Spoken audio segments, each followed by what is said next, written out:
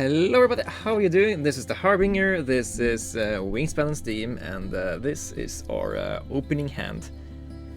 I wouldn't mind picking up the whiteback woodpecker here. He is very good at giving you additional food in the start of the game, and what's not to love about that? The other cards I'm so and so at. I guess the white-throated dipper is a card that can help us draw some additional cards. What's in it for the bonus cards here? I don't love bird feeder. Bird feeder just requires a little bit too many specific birds for my taste, so I'll take wildlife garden here. It's easier to make this happen with star nests and stuff, while this requires specifically grain, and a lot of these grains-based bird baked into this 43 here are really low-scoring birds. So I don't really love this, but there are a lot of high-scoring star nests we can also want to play no matter what. What's in the bird trade? There is. Ooh, I love the idea of a chipping sparrow here. Together with the white-backed woodpecker, we would be getting tons of food, and we would be getting eggs from the forest. So that's lovely. If we can keep this guy here until it's our turn. Other than that, the Clark's Grab is a star nest, which is great for us to pick up. If we get that, we will also have additional card draw, or we can look at more cards and discard either card we don't really care about. So let's take foods in the hope that we can pick up either of these. And if we can't pick up the grab, I will also bring along the white-throated dipper here, because then we got oh, this is a little bit hard here. Do I prefer the grab, or do I rather want to pick up the white stork? White stork is additional card draw. We get to look at 2 more cards than the grab, but it's not a star nest, so it doesn't count for wildlife gardener. Then again, it's 3 more points, and we are gonna be getting the food we need. So I think we rather take this here. Now, the white stork is usually better when it's played in the grasslands and give you and it gives you additional card draw while gaining your eggs. Now we are going for a grassland or a less grasslandy gameplay here, since we have chipping sparrow and the white-backed woodpecker that are gonna help us have a really decent early game. So this bad boy here is gonna help us in the habitat it usually isn't in, which is in the wetlands, and it's gonna be great there. It's gonna help us look at so many cards, and you know, we might even pick up the Clerk's Grab down the line anyway. So let's play out this guy. I don't think I mind picking up the star nest here. We didn't get it. That's fine. A California quail together with the shipping sparrow here is also possibly doing really insane stuff for us. And now I'm debating the idea of also picking the black-red start here. It won't do too much for us the first round, but since we have the chipping sparrow and the California quail, possibly, we aren't gonna be swimming in eggs. So we are very much going to be able to always have a habitat without eggs. It won't be crazy amount of eggs on that, but I think I like my chances where this is going here. Out of these guys, I'm gonna pick the Kamaloon just because it's a 6-point card. We can most probably decide whether or not we want to play that later down the line. Okay, there is a world where we can play the black-red start next turn here, and that world got a lot closer just now, so I think we are going to try to play that just to get 2 more points out of it, and the game said, no, you're not. Or wait, we certainly are, because we can also draw on the white-backed woodpecker here. We don't need the white-throated dipper anymore, do we? Nah, we already have this ability on a 5-point more worth card, and we have the common loon we can also play, so let's sack the white-throated dipper here to pick up some more cards. Some more... Did I not... I picked the wrong food for some reason, so we didn't get the... we didn't get the reroll there. That's just stupid. Put the egg into the white stork. That way we can play the black-red start at the last round here. That way we can also put eggs into forest and get 2 eggs into forest from the end of round here. And that made us tie the opponent for round 1. Okay. I don't hate where we are at here, but we need to find out in what direction we want to take this. We could take the rough. Rough has a potential to gain us 2 points from itself and 9 more points in addition to draw us 9 more cards over the course of 3 more turns. I don't hate that. We already planned to stack stuff we aren't gonna activate in the grasslands here, so yeah, sure, you are coming along. Do we also want to pick up the Corsican Nuthatch here? We do need something to pad our stats for whites and no powers down the lane. Corsican Nuthatch is a bad one for that, though. We also kind of want to pick birds for those kind of for bonus cards stuff and the interaction that also works together with our other bonus cards. So I'm gonna just do that, and I guess the red-winged blackbird can help us. Get points out of the cards we draw that we don't care too much about. Now, we are starting to ramp up quite a few cards that want to lay eggs in different habitats, which is an anti-synergy with the black-red start. I need to keep my head in the game about that. So, what do we do about that? I think the game plan now should be to make grasslands the place where we this turn want to lay 3 eggs. We play the rough, we play the great roadrunner, maybe play the California quail first. We're playing these birds because they are worth a lot of points over the course of the game. Roadrunner maybe not so. Maybe we instead just try to find something to because we need to also get rid of the California quail egg if we play that. Ooh, Rosalia is a lot of food though.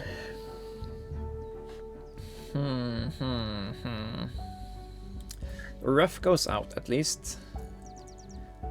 Eat the egg out of the white-backed here.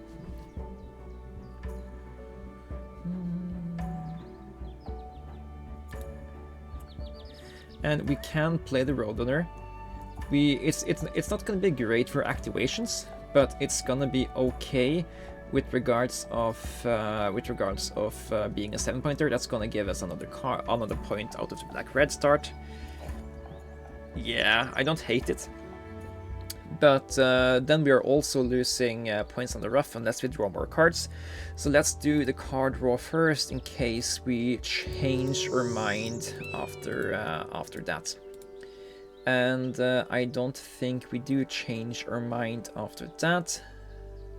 We need to find out if we are wanting to pick up either of these, and I think the spotted sandpiper is the cheaper bird that gives us 5 points if we play it. I don't really know that we are gonna play it. We still need to have cards to cycle to the rough, so it's not a bad draw for us. It's just that the outcome could have been a much better there.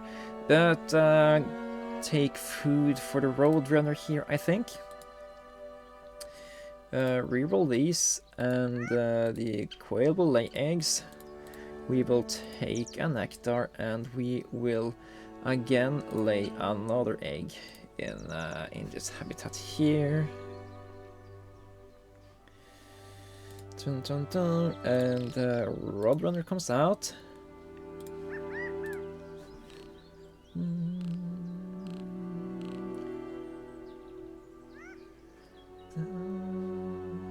And Black Redstart lays eggs. Rough cycles some cards. I think we do have not enough egg production. We don't need the red and blackbird to do that. I don't think we need the pine siskin to do stuff, and I guess I rather want to have the Swason's hawk than the spotted sandpiper with regards to potential bonus cards I want to draw in the future.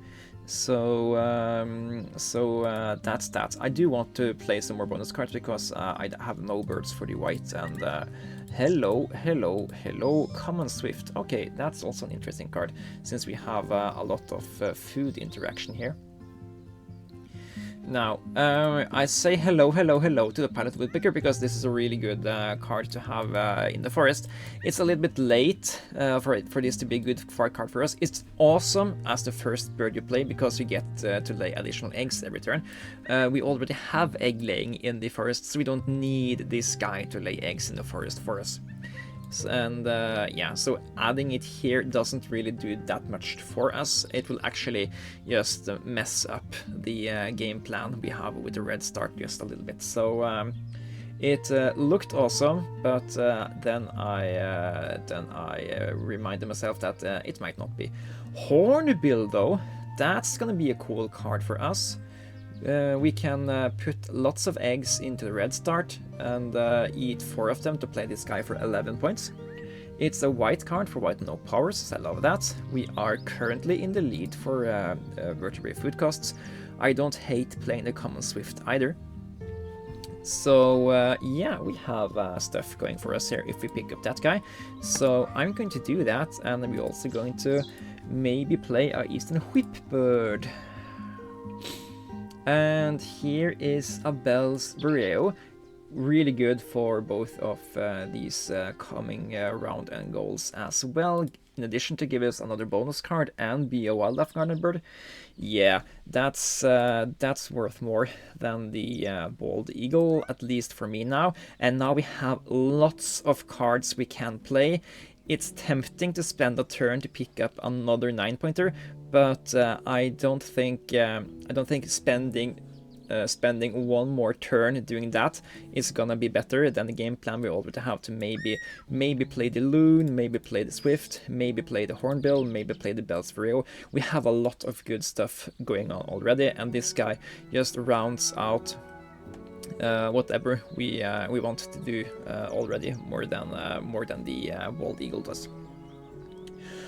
So, in what order are we doing things now? I think the Vireo first, and then I think we want to try to empty the forest for eggs, maybe, or we could put the Vireo into the grasslands. Let's see. We can at least stock one of the chipping sparrow eggs on the white stork until we find out exactly what we want to do here. We do have one... How many cards do we have we don't care about playing? Maybe 1, maybe 2, maybe 3, maybe 4... Yeah, we can afford to sack at least one of these guys to bring up one more food here, and then that's going to be vertebrate. Again, you are taking that food, I guess, and we could also play out the hornbill. Yes. No, we want the Bell's Bureo for the let's just try to do that. See if that just makes sense. We can probably get enough food to play this guy out there. We don't have to have 4 eggs out of the hornbill to be happy about that. We also kind of want to play out the common swift though. If we're not gonna play it this turn. No, common swift is basically a 10-pointer. You play it for 5, and then you maybe have 5 vertebrae at the end of the last round. Yeah, we're not playing it this turn. We're playing it next turn, if that makes sense, because we have plenty of birds there where we can get a better return than 1-to-1 in points. So that's gonna be a final turn play, if anything. Give those 2 there, and let's see, Falconer. Okay, we should not have gotten rid of that Predator. That would have been 7 points now, but sure. Or are we playing enough large birds? We kind of plan to play the Hornbill, and that's it. Yeah, Falconer is 2 points, so if we get 1 more Predator we care about playing, we are golden there.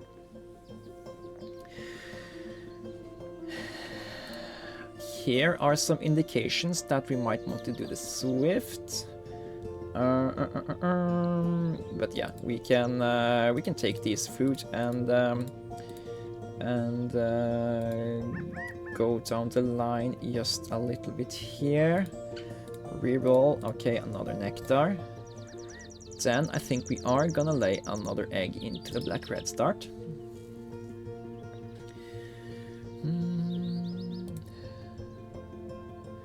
And now we can play the Hornbill. And I think that's something we should consider to do. How is the opponent? They can catch up. I just don't think they are going to do that. Or we could play the common loon. That won't get rid of enough eggs for us, so we won't be getting 3 eggs. I think the thing we can do is we can go down here once more to pick up the correct food, get 1 more egg into the red start, and skip the California quail so we can get a little bit more value out of it. Then I think we also need to plan what other cards we want to play. I think also getting just vertebrae for the Swift going is fine, yeah. We can always spend those down the line. Skip the quail, reroll here, take another vertebrae, and lay eggs into the red start here. It always feels bad not to take that point, but if I take that point, we can't spend these eggs here and have an empty forest to lay eggs into here. Then we are going to sack the forest only birds, because forest is full, we can't play more of those. And then we are gonna pick up some more forest birds, Franklin Skull, and we don't really care too much about that anyway, so let's just dump some more eggs into the forest. And now we will empty out the grasslands for more eggs, I think. So eat out those 2 eggs. We already have 5 additional points on you here. Bear in mind, we don't need to play birds for additional points on that regard. We can go down here once more, pick up 2 points, get the correct food for the common loon, push some more nectar into the wetlands if that's something we care about. We could also play the Franklin Gull just to get 4 points of Wildlife Gardener. We could play the Willet. Is a very cheap 6-pointer since it's a predator. Actually, let's maybe play out this guy. Can still play the Franklin Gull here. Gonna give us another egg. And it's that star nest we want. I think we're gonna play the Willet and the Gull, and we're gonna get some more eggs on the way before that.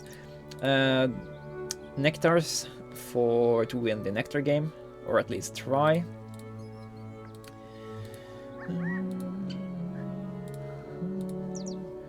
And I guess some more eggs into here.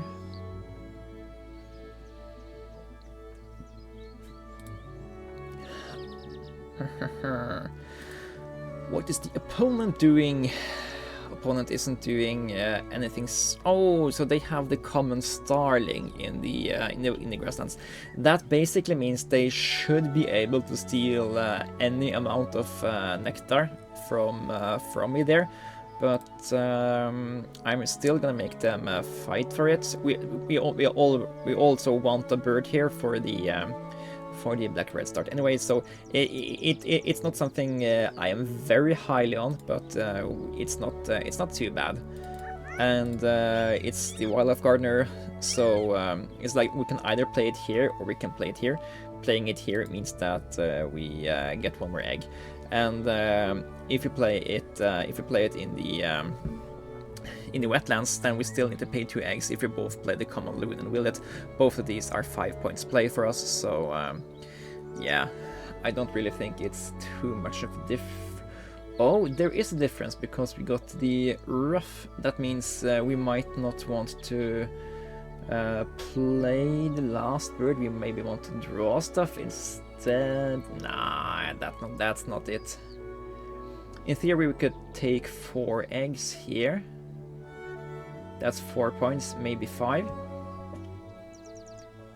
But playing these guys for 5 points is also 5 points, so we should probably just do that instead. Eat that egg. This habitat is done. We're gonna play the willet. That's also 5 points because it's falconer and it costs 1 egg. And that's just the game here. I think we had a decently fun game here. Chipping Sparrow, White-backed Woodpecker is a great opener, and I wouldn't be surprised if we have a decent amount of points here.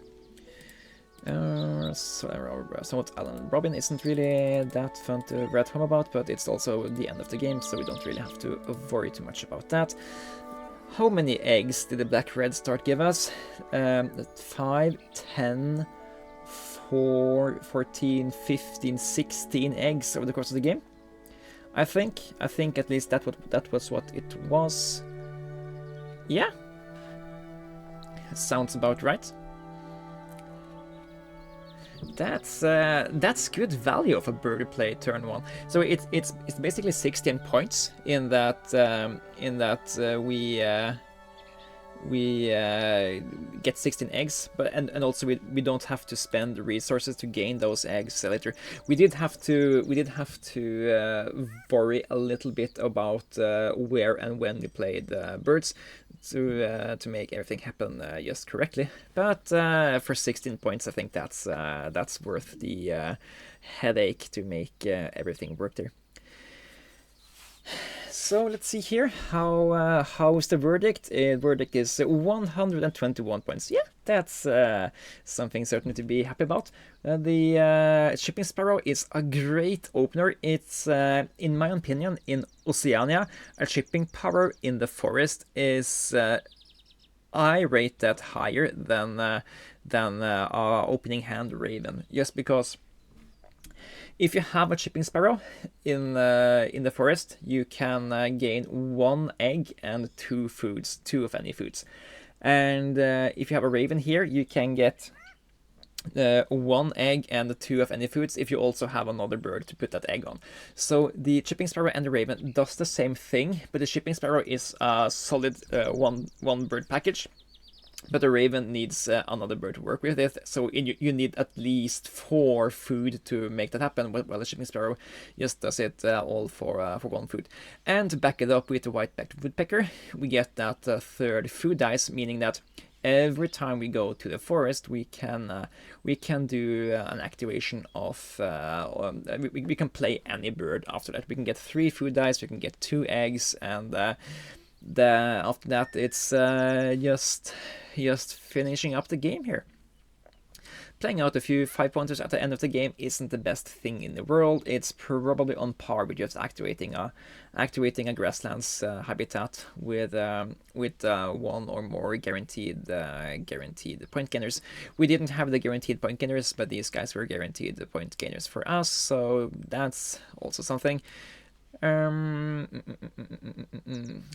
We wouldn't have been able to have all of this flexibility if we had picked the other bonus card that wants us to play. I think it's 5 to 7 grain eating birds. We wouldn't have been able to do this kind of shenanigans with this kind of flexibility if we had to play that many specific those kinds of birds. But yeah, all in all, happy with what we did, and thank you guys for watching, and we'll see you guys in the next one. Bye bye!